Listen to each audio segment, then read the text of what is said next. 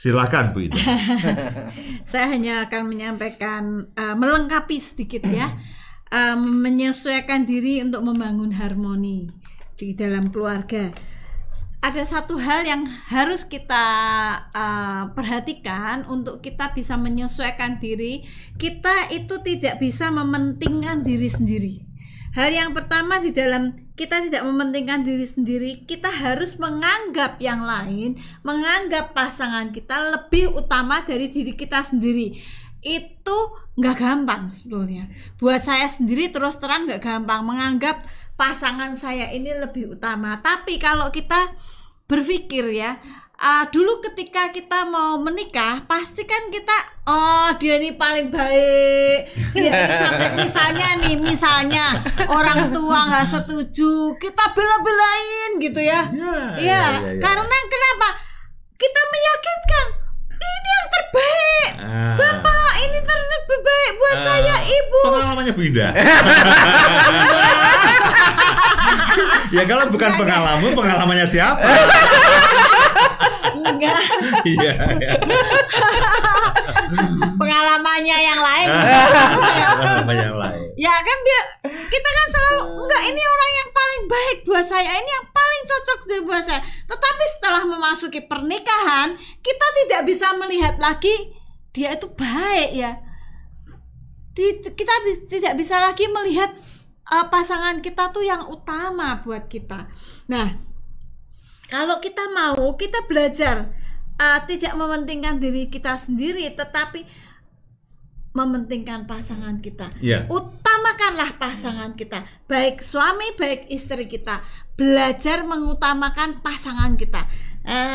Saya ini nggak tahu, beliau juga mungkin mengutamakan pasangan saya, tapi pasti. tapi itu saya tuh paling nggak suka sebetulnya makanannya yang dia sukai. Apa saudara? Setiap kali kalau saya mau tanya mau makan apa, mau masak apa, jawabannya apa? Coba. Pecel. Masa setiap hari makan pecel? Ya bosan. Mau makan apa? Pecel. Saya sampai bosan yang lain gitu loh ya. Makan kok pecel, nggak di rumah, nggak jajan pecel juga. SGPC kan kalau di Jogja ya. Cuman kalau diajak ke SGPC saya lumayan sih, karena ada sopnya ya. Cuman kalau pecel yang lain saya bosen. Di rumah pun minta pecel, tapi saya belajar ya udahlah, karena bojoku sukanya pecel ya aku ya masak pecel tapi tak plus gitu ya. Plus udang lah, plus pepes lah, plus apa yang saya suka gitu ya, plus ayam goreng lah gitu. Jadi mengutamakan pasangan kita. Hal yang kedua adalah memperhatikan kepentingan pasangan kita. Seringkali kita itu lebih banyak memperhatikan kepentingan diri kita sendiri. Saya anak yang paling kecil, jadi dulu apa-apa gitu menjadi pusat perhatian. Pusat perhatian kakak saya, orang tua saya. Kalau saya pengen ini sampai tetangga juga. Anak lucu sekali. Tetangganya kamu. Tapi saya belajar memperhatikan kepentingan beliau gitu ya. Walaupun beliau ini kadang-kadang kalau tidak sesuai gitu dengan apa yang saya kasih gitu, tapi saya belajar memperhatikan kepentingan beliau. Misalnya baju gitu ya. Sebetulnya saya tuh suka membelikan baju beliau, tapi beliau kadang-kadang nggak usah lah gitu. Kadang-kadang karena ada gitu ya saya beliin atau saya buatin gitu ya. Walaupun kadang-kadang gondok juga gitu ya. Pernah saya buatin baju gitu, menurut aku itu baju yang bagus gitu ya, nggak dipakai udah bagus, mahal, nggak dipakai buat saya itu menyakitkan. Jujur ya. Tapi saya belajar memperhatikan kepentingan, karena pakai baju kok itu terus. Saya belajar memperhatikan kepentingannya, bukan saya beli sendiri terus gitu.